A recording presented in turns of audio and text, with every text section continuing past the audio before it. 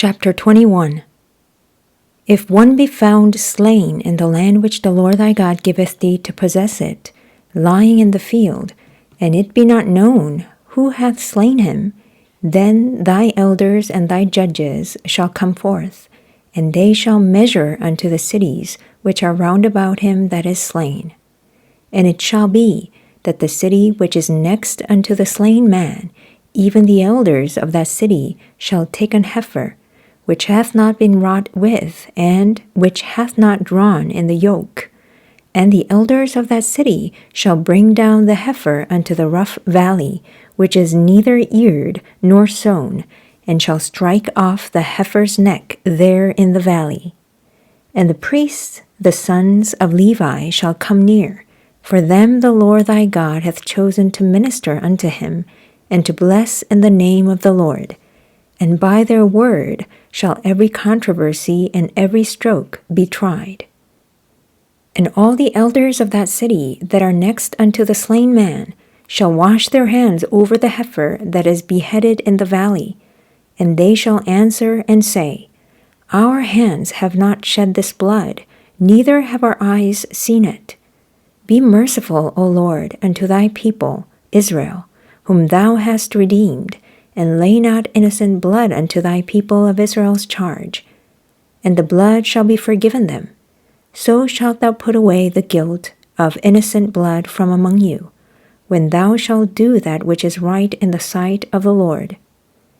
When thou goest forth to war against thine enemies, and the Lord thy God hath delivered them into thine hands, and thou hast taken them captive, and seest among the captives a beautiful woman, and hast a desire unto her, that thou wouldest have her to thy wife.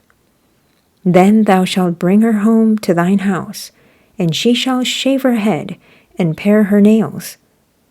And she shall put the raiment of her captivity from off her, and shall remain in thine house, and bewail her father and her mother a full month, and after that thou shalt go in unto her, and be her husband, and she shall be thy wife. And it shall be, if thou have no delight in her, then thou shalt let her go whither she will. But thou shalt not sell her at all for money.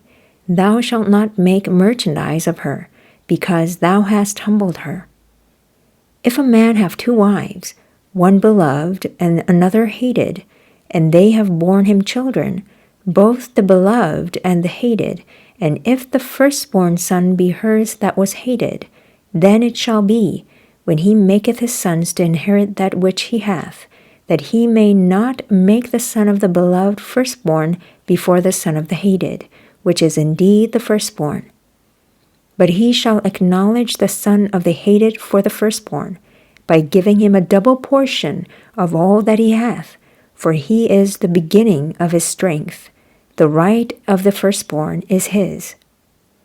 If a man have a stubborn and rebellious son, which will not obey the voice of his father or the voice of his mother, and that, when they have chastened him, will not hearken unto them, then shall his father and his mother lay hold on him, and bring him out unto the elders of his city, and unto the gate of his place.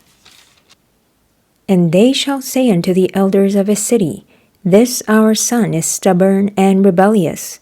He will not obey our voice. He is a glutton and a drunkard. And all the men of his city shall stone him with stones, that he die.